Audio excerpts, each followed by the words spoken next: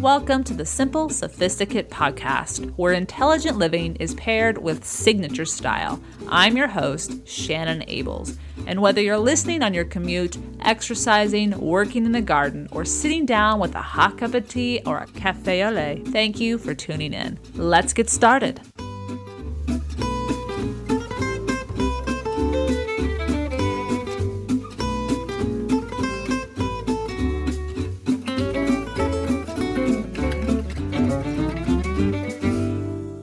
Welcome to the 246th episode of the Simple Sophisticate. In today's episode, we're going to talk about tailoring, but we're talking about tailoring in the sense to tailor it to you, your overall life, to make it work best for who you precisely are. Now, before I get into what we're talking about with regards to tailoring your life to fit you, today's Petit Plaisir is a series, or two series actually, that I have been enjoying over the last 2 months. I'm escaping to a few lovely countries in Europe, and I think you might want to as well if you haven't done so already, especially for us who are sitting in winter waiting for spring to come. All right, now back to our topic today. We're going to talk about how to tailor your life to fit you. And today was inspired in so many different ways, but in large part because that's what living simply luxuriously is all about. At the heart of choosing and actively living a simply luxurious life, we are living a life that's tailored to each of us. It's going to be unique, it will be thoughtfully constructed, and because of that, it's a dynamic being that's constantly changing as our lives continue to grow, as we begin to evolve, expand, because we're following our curious natures. As well, I read a book recently that came out a few years ago that was a New York Times bestseller called Designing Your Life, How to Build a Well-Lived, Joyful Life. And it's by Bill Burnett and Dave Evans. And it dovetailed beautifully into what I wanted to talk about today. So I want to begin with a quote from that book. They write, "A well-designed life is a life that makes sense, a marvelous portfolio of experiences, of adventures, of failures that taught you important lessons or hardships that made you stronger and helped you know yourself better, and of achievements and satisfactions." As I shared in my new book, Living the Simply Luxurious Life, Making Your Everydays Extraordinary and Becoming Your Best Selves, I have been tailoring my life unconsciously since I was a young girl, and now consciously as an adult for the past 2 decades.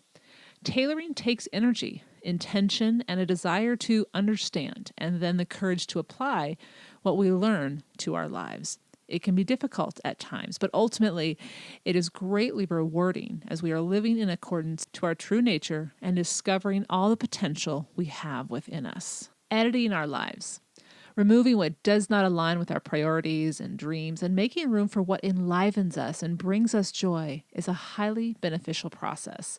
Imagine that dress that looks exquisite on the model or on the hanger at the shop, and you know the color is precisely what will make your skin and smile glow. If only you could shorten or lengthen it, as usually is my case, the hem, taper the waist, broaden the width of the shoulders, and make the neckline fit just so. In other words, tailor it to fit you. The dress in this analogy is your life. You love living your life. You are consciously aware of how awesome it is and the opportunities that could potentially come forth if only you had the time and energy to see them and then capitalize upon them. The tailor that will make the necessary changes to make that dress fit perfectly for you uniquely is you, with the help of experts in their field, i.e. books, writers, and other sources of inspiration. And yes, the tailoring will take time, but with careful awareness and the little changes begin to make a significant positive difference in how your daily and overall life begin to feel as you live the changes you have made. This is tailoring your life to fit you. And it is absolutely worth the time it will take. In fact, I have a feeling if you are a reader or a listener of this podcast or a reader of the blog, you have already been a tailor of your life for some time. But as the quote I'm going to share in a moment reminds, a well-designed life isn't something you tend to once and then you're done. Nope. Much like our favorite dress, we may need to adjust it over the years in all sorts of ways. But the dress, in other words, our life, is capable of adapting if we have made good decisions along the way. After all, our skin tone, our eye color, our hair color, okay, this can change. Our hair color can change if we want it to, but our height, our shoe size, and our temperament does not change. We simply become better at understanding how to complement and enhance and thus bring forth to the world who we truly are. And that is why we need to be a tailor of our lives, which is an ongoing job. Here's that quote I referenced earlier. A well-designed life isn't a noun, it's a verb. Your life is not a thing, it's an experience. The fun comes from designing and enjoying the experience. Let's get into two different things today. The first thing is, how do you figure out what you want to tailor your life to be? And I have some steps here that I've gleaned from the book that I mentioned at the top of today's episode, Designing Your Life, How to Build a Well-Lived, Joyful Life. And I've also shared a few other ideas from my own experience. And then I'm going to share with you areas within your life that you should maybe look at to tailoring so it does work well for you. So let's get into the first list, how to figure out what you want to tailor your life to become. The first thing that's suggested from the book is follow what brings you joy. Quote, follow the joy. Follow what engages and excites you, what brings you to life. This sounds obvious, but sometimes we forget to acknowledge that it's a good thing to feel joy. It's a good thing to follow what excites you. We shouldn't feel guilty about that. Ask ourselves, why does that bring me joy? What is it about it? Maybe it's something really small that doesn't make sense to anybody. You sincerely love, put in something that most people don't like to do, and you have a hard time explaining that to other people, so you feel like, oh wait, I can't pursue that because no one else will understand. They don't have to understand. You just have to sincerely trust and believe and know, most importantly, that this truly does and it excites you. And maybe it is something big and grand and everyone clearly understands why it's exciting, but no one believes it's something you should pursue. Again, this is your life. Figure out what it is that brings you excitement and figure out a way to tailor your life to involve more of it. That's number one. Number two, and this is a tip that I've been incorporating into my life as of late, just as a clarifying practice, because like I said earlier, I think I've been doing this my whole life, but this is a very concrete practice, and that's create an activity log for 2 to 4 weeks. So as number one asks us to follow the joy, number two asks us basically to document what our lives are like, what we do, and how we feel when we're doing certain activities, specifically logging our energy levels in each activity and our engagement levels in each activity, noting the specifics of each of the activities, noting the environment that you find yourself in when you're doing them, whether it's the physical or emotional or social environment, commenting on what type of interactions you were having with other people, other things, machines, etc., what objects were part of the experience, technology, analog, sporting equipment, instruments, etc., and who else was with you as you engaged in this activity. And all you're doing is literally writing down the activity and then making 2 marks. What was my energy level while I was engaged in this? And then at the end, was it high or low? And then you can kind of do a barometer and you can kind of tell on that scale where you fell. And then the second thing to mark is your engagement. Were you fully engaged? Was it positive or was it negative? So after 2 or 3 weeks, examine what activities brought you excitement. Examine which activities made you feel truly engaged, asked you, and then also you gave your full attention. When you have that list done, it's going to be easier for you to look back and say, that's what brings me excitement. That's what doesn't bring me joy. That's what doesn't energize me. That's what does energize me. So how can I do more of this and less of that? Probably won't be able to get rid of everything that's low and negative, but maybe you can make those low and negatives something that are more pleasurable, which leads me to number 3. Plan small rewards after completing energy negative tasks. The book talks about this as a way to work with those instances that you don't have as much control over. You're going to have to do. They're required of you for whatever reason. This is going to be different for each of us. But figure out a way to make it more enjoyable at the end, if nothing else, because then you'll go do some small reward. That's a celebration of you did it well, good for you. Eventually things might change, but for now, you've got to keep doing this, and this is your reward. So that's number 3. Number 4, this one was very helpful, I found. Let go of agonizing over what the, quote, best choice is. Here's a quote to ponder. You can't make the best choice because you can't know what the best choice was until all the consequences have played out. You can work on making the best choice you can given what's knowable at the moment, end quote. When I read this part of the book, I acknowledge that I can agonize from time to time, especially when it involves decisions of great risk or great change. But when I read the quote above, I was put at ease. When we replay over and over again in our minds the what ifs, we are agonizing and thus expending energy that will be better placed moving forward and letting go. Moving forward and letting go, trusting that we made the best choice with the information we had at the time, will enable more best choices to be made in the future. So that's number 4.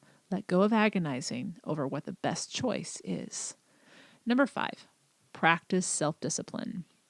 This one ties to the previous one with regards to agonizing. The art of letting go of agonizing and being able to move on takes self-discipline, as it will be a habit you will have to break if you have been a seasoned agonizer. However, eventually the skill of letting go, once the decision has been made and moving forward takes place, will become habit as well. So to frame it differently, choose happiness. Better still, choose contentment. If agonizing does not bring you either of these feelings, happiness or contentment, then let it go. Quote, happiness is letting go of what you don't need, end quote. So those are 5 ways to help you figure out how you want to tailor your life with regards to what decisions you're going to make that will be the best choice for you at that particular point. Now, I'm going to introduce you to today's sponsor, but when I come back, I'm going to share with you 10 areas of your life that you can look at to figure out how you want to tailor so that your everydays and your overall life become that much more enjoyable. I'll be right back. The world's best designers know the secret to creating an unforgettable space is Sora lighting. Sora Radiant LED is uniquely designed with full spectrum technology so you can see every color as nature intended. The same vibrant light found in many of the world's great spaces can now light your home. Sora Radiant LED light allows you to live in full color with a change of a light bulb. Sora Radiant is the only LED designed with full spectrum color technology to eliminate the color gaps. It makes colors and skin tones look vibrant and real, the same as in natural sunlight. Improving your space doesn't have to be a big home improvement project. It's as easy as changing a light bulb. Ditch your old bulbs and make your space look its best and most natural with Sora Radiant. Now, having received Sora light bulbs, I can attest that number 1, they're dimmable, which I love because I want to set the right mood for that particular occasion, and the lighting is that much better. I am not someone who enjoys the overhead shocking light. I want natural, and Sora lighting definitely brings that in spades. Now, as a Simple Sophisticate listener, there is a special offer available for you. For 15% off any purchase over $50, visit Sora.com/sophisticate. That's SORAA.com/sophisticate and enter promo code sophisticate at the checkout. Again, save 15% off any purchase over $50 when you visit Sora.com/sophisticate and use the promo code sophisticate. Now that you know in what ways your life will be best tailored to you, today I'd like to share with you 10 concrete areas to consider so that your everyday life, the want-tos and the have-tos, can work best for the life you want to live. Number 1, automate what you can. Last year, I shared 12 ways to automate your life. Be sure to check out this post, and I'll include a link on the show notes to discover specific everyday or routine tasks that can be tended to once and not repeatedly. Some of the ideas include finances, savings, bill paying, regular beauty items, etc. So that's number one. A simple way to tailor your life is to automate what you can to save yourself time, but also get what you need. Number two is house cleaning. There are going to be tasks we have to tend to. Whether you have the luxury of hiring someone to do the deep cleaning regularly or you are the cleaner of the house, find a system that is efficient both in time and energy. I have done both, and currently I feel fortunate to be able to have someone who does stop by and clean my house once a month while I maintain it with weekly pickup cleaning sessions in between. However, this has not always been an option, but it does ultimately save me more money in the end based on time and what I need to be doing with my time when I'm not cleaning. So when I haven't had the opportunity to hire someone, I stick to a weekly schedule and then seasonal cleaning schedule as well, that enables me to not have too large of tasks if I had put them off, but also make sure that the big items such as the windows, the cleaning out of the refrigerator are cleaned on a regular basis. I have written a detailed post, and you can find it also in my first book, but it's expanded with more detail with regards to all the cleaning tasks that are organized and ideas for simplifying all of them. It's titled Cleaning Your Sanctuary, Tackle, and Simplify. So that's number two, house cleaning. How can you make those have to activities work best for your life? Number three, reading material. Thoughtfully edit out and welcome what you enjoy, what keeps you informed, but without the excess. I recently discovered that simply by asking for a particular partial delivery, which was weekends only and not the daily weekdays, which was more tailored to my reading schedule and interest, I not only would save money, but reduce the amount of newspapers I have to recycle. I was tickled about this. Why hadn't I done it earlier? I asked myself. Currently, I have reduced the number of magazines as well that I subscribe to, and I have a link to a list of all the magazines that I've subscribed to at one point or another, and I have that on the show notes. But I do not subscribe to all of these now. Currently, I subscribe to 4 magazines, and I also subscribe to 3 newspapers. I get the Sunday New York Times, I get the weekend Wall Street Journal, and I get the digital version of the Washington Post.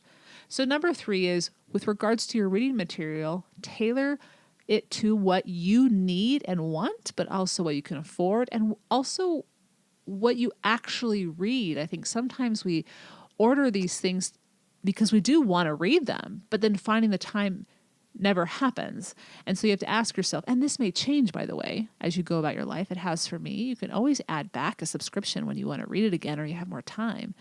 But really paying attention to what you read, what's informative, and what you can stay up on. That's number 3. Number 4, the market shopping. From making sure your canvas totes are already at the ready, as well as cotton mesh bags for produce so that there's no more plastic that comes home with you, creating a place for these items will reduce extra bags that you will need to recycle and help the planet as well, which will make you feel good for doing a small part to help. Last year, I wrote a post titled 9 Ways to Organize Your Kitchen, Improve Your Health, and Help Out the Planet. Among those are a few of the ideas that I mentioned just a second ago with regards to the cotton mesh bags, but I've also shared a few other ideas for kitchen organization and shopping for food at the market. So that's number 4. Another area of your life to take a look at is number 5, which is bringing in the small luxuries. Ask yourself, as we said with number 1 of tailoring your life, what brings you joy? What delights you during your day in your home or in your daily life at work or going about your regular business? We have spoken abundantly about small luxuries on this podcast and on the blog, so this idea will come as no surprise. But this is where you tailor the small luxuries that will elevate your everyday, whether it is always having fresh flowers in the house, to having beautiful French candles to help you wind down at the end of each day. Welcome these small luxuries into your life. And in 2013, I wrote a detailed post sharing 27 ideas for bringing simple luxuries into your life. I will include a link to this post on today's show notes. So number 5 is bringing in those small luxuries. Number 6 is figure out how to best stay informed without becoming overwhelmed and anxiety-ridden. In 2017, episode 187, I shared a list of 9 ways to create a healthy approach to staying abreast of the news. And ever the advocate for staying informed, I also have experienced firsthand that there is a breaking point for all of us when it comes to negativity affecting our lives. This is where the tailoring is crucial for our mental and emotional health, which does contribute to our physical and then overall health.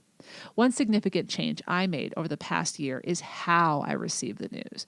Instead of watching it, the only news program, as I've mentioned once before, is NBR, Nightly Business Report, which focuses solely on economic news. The rest I read or listen to. By doing this, I am choosing when I listen and or read, and I read my daily news brief each morning, sometimes a few articles that interest me as well, and then save my Sunday reading for reading the entire papers, the sections that are most interesting to me. This has helped me make the shift to be less reactive and more responsive thoughtfully when I see it as being necessary. And this concept of knowing the difference between reacting and responding is something I spoke about in episode 145, responding versus reacting, the difference, because it really is a shift to being less on the defensive, more on the offensive, and truly making the smarter decision as to should you engage, should you not? Do you need to know all this information, or are you just getting the same information over and over again, and every single time it's ratcheting your stress levels up? So just understanding the difference of responding versus reacting, but making sure you're staying informed without becoming overwhelmed and anxiety-ridden. That's number 6. Number 7, pay attention to the environments in which you live and work on tailoring them to ensure that your life has the potential to be lived well in each of these environments. So whether it is our home, where we have much more control to design our environments, or our workplaces where we may not have as much control, but we can still pay attention to what we do, doing so for each one of us is the most significant tailoring jobs we can take on to improve the quality of our lives. I have written a couple different posts and episodes on this topic. The first one is simply 7 ways to help you get started on creating a sanctuary that makes you feel most at ease. And then in episode 108, I share 11 ways to make any home your sanctuary. If you're an introvert, back a couple years ago, I wrote a post titled 8 Ways for Introverts to Thrive in the Workplace. And number 6 on this list speaks specifically to cultivating a sanctuary at work. And the last link that I included on this topic is the importance of cultivating a sanctuary. And that is episode 46, if you want to take a listen to that. So number 7 is tailor the environments in which you live and work. Number 8, your signature style. Style, whether it is our clothing, our homes, how we speak, or how we go about living our lives, is a form of communicating with the world, our life experience, our values, and our dreams. To not at least be aware of this power is to ignore a wonderful way we can engage with our lives more fully and elevate them with our choices when they align with our true selves. I have an entire archive section of posts dedicated to finding your signature style, but episode 15 of this podcast will help you get started. So if this is a topic of interest to you, be sure to check out one or both of these links. So that's number 8. Number 9 is how we eat. Do you make food a source of pleasure as well as nourishment? Do you celebrate with food, small and large moments of your life with those you love? Food and how we approach engaging with food, how we speak about food, is an everyday part of our lives.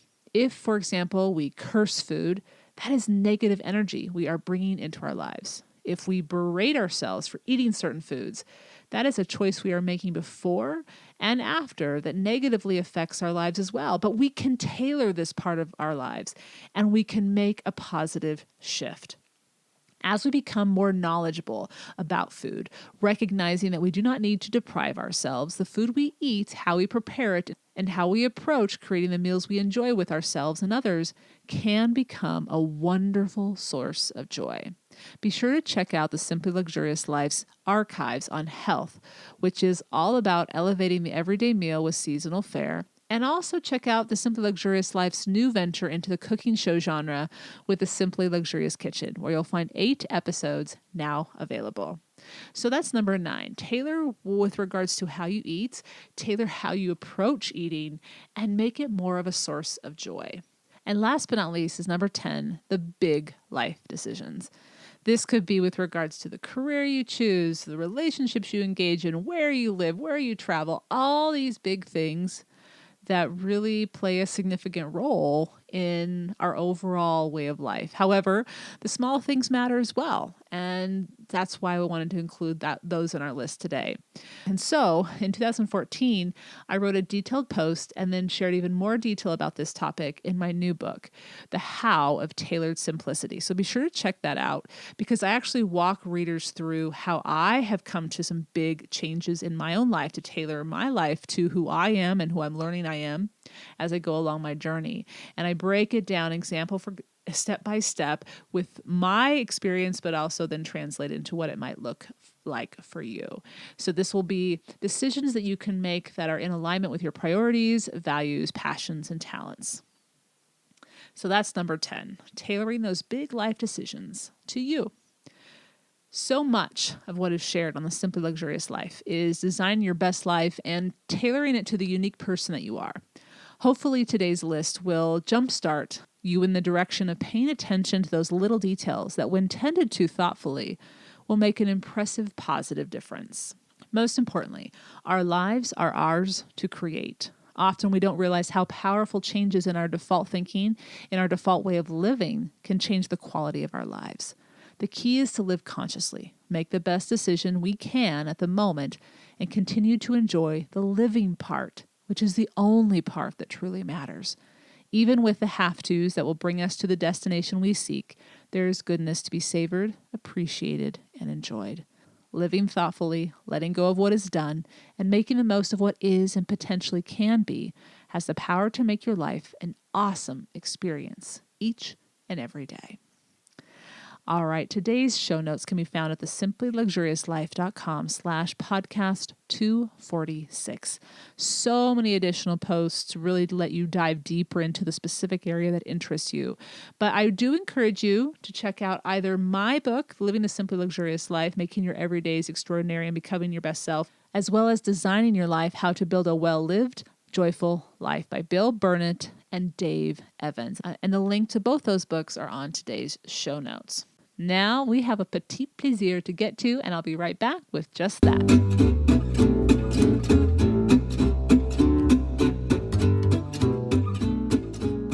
This week's petit plaisir is a gentleman who is quickly becoming one of my favorite follows on Instagram, but more importantly is deepening my appreciation even further for the power of gardening. Monty Don is an institution in England, and he has written many different books. He's had many different television programs on the BBC, but he also has 2 series where he travels, one to France and tours the gardens in France, and then one to Italy where he tours the gardens in Italy. Now, his Monty Don's Italian Gardens premiered in 2011, and it just became available on Netflix late this last year. And his French Gardens are also available on Netflix. It's a 3-part series, and it came out in 2013. Now, I've seen all of the French garden episodes, and you will travel north, south, you will travel into Paris and see all sorts of different types of gardens. And then in Italy, with it being 4 parts, you get to learn also about the history of the Renaissance gardens. You get to travel up north and down south and all the different lakes as well. And along the way, he's your guide. So you're learning a little history, you're learning about gardening, and then you get to be taken on this tour of these gorgeous gardens, be able to see places that tourists cannot go. For example, that famous bridge in Florence that we always see pictures of. He has been given permission to walk on the above section of the bridge where no one gets to see where all these gorgeous paintings are. So as much as you're touring the gardens, you're also touring the cities sometimes. And that's just makes it extra special. So both are available on Netflix, Monty Don's French Gardens and Monty Don's Italian Gardens, and I provide a link to both of them. I'd like to have you guys listen to the trailer for Monty Don's Italian Gardens, but I also have provided a short clip of Monty Don's French Gardens, which runs about 8 minutes, and that is on the show notes if you'd like to take a look at that. So here is the trailer for Monty Don's Italian Gardens.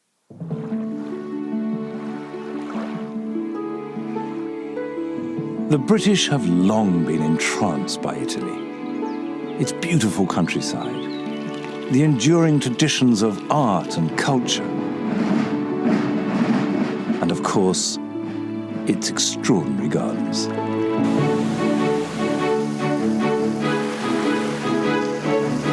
I'm taking a journey throughout the whole of Italy, visiting beautiful gardens everywhere I go. You come in and immediately you feel inspired. I'll be in Florence, where gardens grew from the Renaissance ideals. In every direction, you see balance, order, and harmony. And Naples, with unexpectedly intimate glimpses behind displays of astonishing grandeur. This is a peek at her bum, and I like the sense of what the butler saw. I'll be looking in on the gardens of the rich and the famous. So what's this one here? Mr. Clooney's place? Yeah, I can see why I might want to live there. As well as meeting local Italians growing some of the best food in the world. Very good. But my journey begins in Rome, the seat of emperors and popes, to visit gardens that are amongst the most flamboyant ever created in history.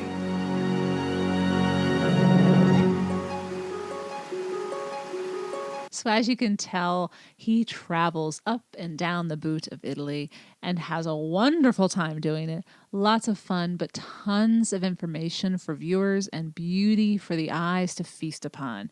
So again, that's Monty Don's French Gardens and Monty Don's Italian Gardens. Each episode runs about an hour in length. So you can sit down, watch part of it one evening, finish it the next evening, or watch an entire episode one night.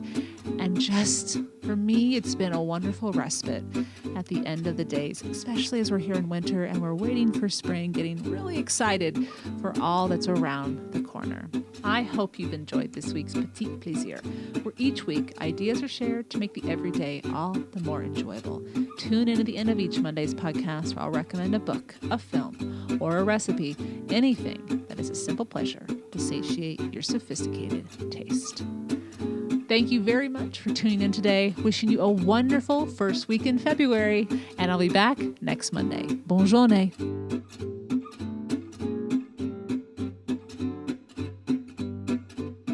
Thank you for tuning in to the Simple Sophisticate podcast, where intelligent living is paired with signature style. For more ideas and inspiration throughout the week, visit the blog, thesimplyluxuriouslife.com, or pick up my new book, Living the Simply Luxurious Life, Making Your Everydays Extraordinary and Discovering Your Best Self. You can also pick up my first book, Choosing the Simply Luxurious Life, A Modern Woman's Guide, which is available now in paperback, ebook, and audio versions on Amazon, Audible, and iTunes, or wherever books are sold. To stay caught up on the most recent episodes of the podcast, blog posts, my new cooking show, and receive exclusive news as well as an extra dose of inspiration to jumpstart your weekend, subscribe to the Simply Luxurious Life's weekly newsletter, which arrives in your inbox each Friday to enjoy with a hot cup of tea or a morning cup of coffee. Until next Monday, I'm your host, Shannon Ables. Bonne journée!